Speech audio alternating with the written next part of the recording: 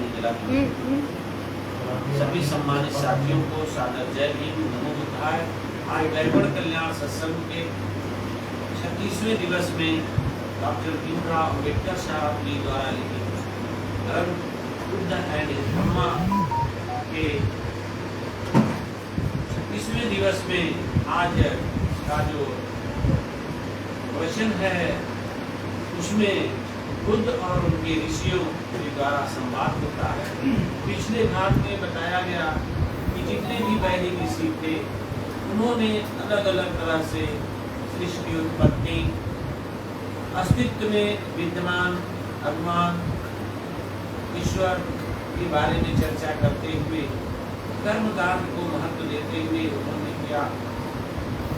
जो ऋषि थे वैदिक ऋषि, उन 8 ऋषियों ने अधमर्ण, मर्षण, दीप शर्मा, प्रजापति, वरेष्टि, ब्रह्मपस्ति, बृहस्पति, अनिल, दिलगमा, नारायण, हृदयगर्भ और विश्वकर्मा, ये जो 8 वैदिक ऋषियों से उन्होंने संवाद किया जो उनके समकालीन थे। ईसा से 563 वर्ष पूर्व की ये बात है जब भगवान बुद्ध इन सभी लोगों से बात विवाद किए तो सभी लोगों ने पृथ्वी को जड़ कहा, चेतन कहा, इस पृथ्वी पर जीव का किस तरह से निर्माण हुआ। कुछ लोगों ने कहा कि पृथ्वी पर जो जीव का निर्माण वायु से हुआ है, कुछ लोगों ने कहा जल से निर्माण हुआ है, किसी ने कहा सूर्य से निर्माण हुआ है। तो जिससे जो निर्माण किया उसको अपना देव मान के पूजा करने लगे। लेकिन उनकी वाणी से तथागत भगवान बुद्ध संतुष्ट नहीं हुए, क्योंकि संतुष्ट इसलिए नहीं हुए कि मानव कल्याण का कहीं भी निर्णय स्थिति नहीं मिल रही थी। आगे बताना चाहेंगे कि नारायण के मत के अनुसार पुरुष ही जगत का आदि कारण है और पुरुष ही सूर्य, चंद्रमा, पृथ्वी, अग्नि, जल, वायु, अंतरिक्ष, आकाश, क्षेत्र, ऋषि, वायु आदि जीव सभी प्राणियों के सभी में मनुष्य सभी में श्रेष्ठ है और वही सभी को उत्पन्न करता है संस्कारों से सब बनाकर। हृदयगर्भ सिद्धांत की दृष्टि से हृदयगर्भ ने परमेश्वर और नारायण के बीच की बात कही। उन्होंने कहा नहीं, स्वर्ग जो सबसे चीजें हैं वो विश्व में महान है, वो शक्ति है। उन्होंने ऊर्जा रूप का वर्णन किया। शक्ति ही सबसे है जो पृथ्वी पर दिव्य शक्ति, अचिंत्य शक्ति, जो तरह तरह की दिव्य शक्ति, अचिंत्य शक्ति की वार्ता की, जिसे तथागत भगवान बुद्ध ने स्वीकार नहीं किया। कहा कि जब कोई चीज दिख नहीं सकती, अचिंत्य है तो उसका प्रभाव हम कैसे देख सकते हैं। आगे हृदयगर्भ ने अग्नि का भी वर्णन करके अग्नि की श्रेष्ठता का, सौर मंडल के विश्व में शक्ति का उत्पादन का स्रोत शक्ति को बताया। इसके बाद आते हैं 8वें वैदिक ऋषि विश्वकर्मा की दृष्टि से यह मानना कि जल ही हर वस्तु के मूल में है और जल ही जीवन है, संसार की उत्पत्ति है, ऐसा समझना और समझाना, संचरण करना स्वभाव धर्म ही है, योग्य नहीं है। यदि वह जल की ही मूल बात माने तो तथागत भगवान बुद्ध ने ही यहाँ स्वीकार नहीं किया कि अगर जल ही सब कुछ है तो और चीजें कैसे संभव है। इसके बाद जल से उन्होंने शक्ति और उत्पादन शक्ति कहा। आगे कई पृथ्वी, आप, तेज आदि का भी शक्तियों का उन्होंने विशेष महत्व देते हुए अस्तित्व में आने के लिए जल से कहा। विश्वकर्मा का कहना था कि पुरुष ही है जो किसी का मूलाधार है, पुरुष आदि है, पुरुष अंत है। यह दृश्य संसार में पहले से विद्यमान है। यह विश्व शक्ति का अस्तित्व में आना पहले ही उनकी अस्तित्व में अकेले पुरुष द्वारा ही विश्व उत्पत्ति का संचरित रूप है।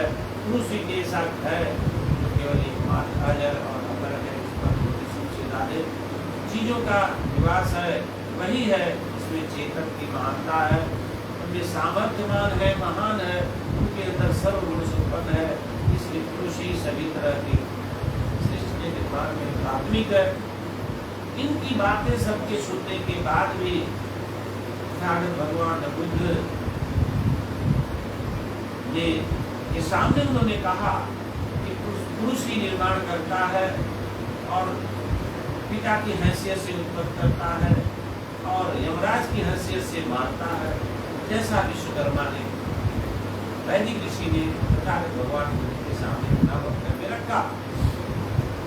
लेकिन अंत में सारे ऋषियों की वाणी सुनने के बाद बुद्ध वैदिक ऋषियों के आदरणीय नहीं मानते। उन्होंने वैदिक ऋषियों को फिर कहा कि आपकी जितनी भी वार्ता हुई वह हमारे आदरणीय नहीं है, वह हमारे मार्ग को प्रशस्त नहीं कर पा रहे हैं।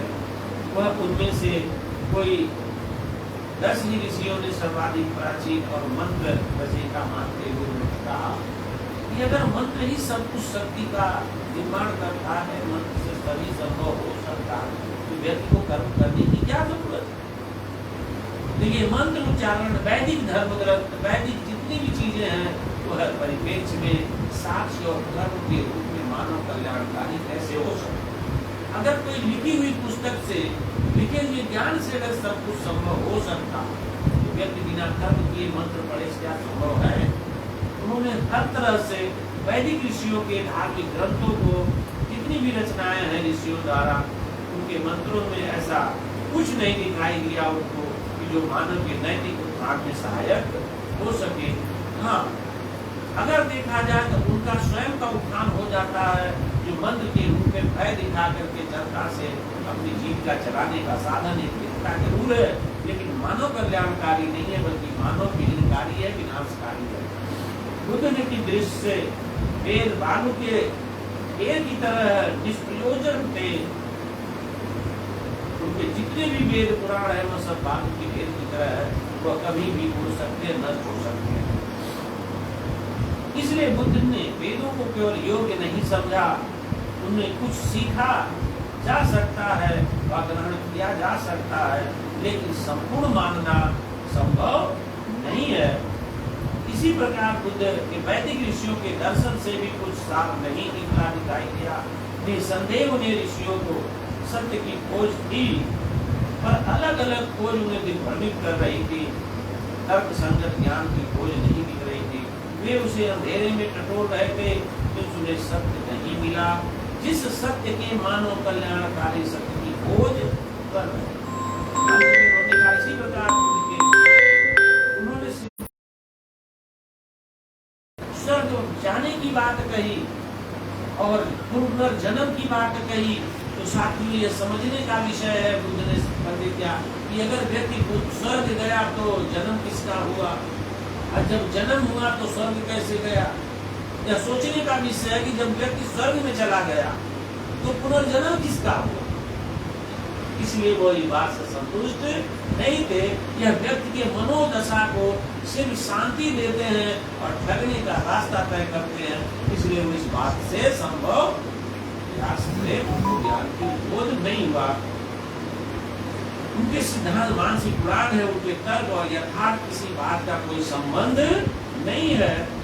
दर्शन के क्षेत्र में उन्होंने किसी भी नए सामाजिक चिंतन की देन नहीं दिखाई दी, इसलिए वो आगे की ओर आगे और बढ़े।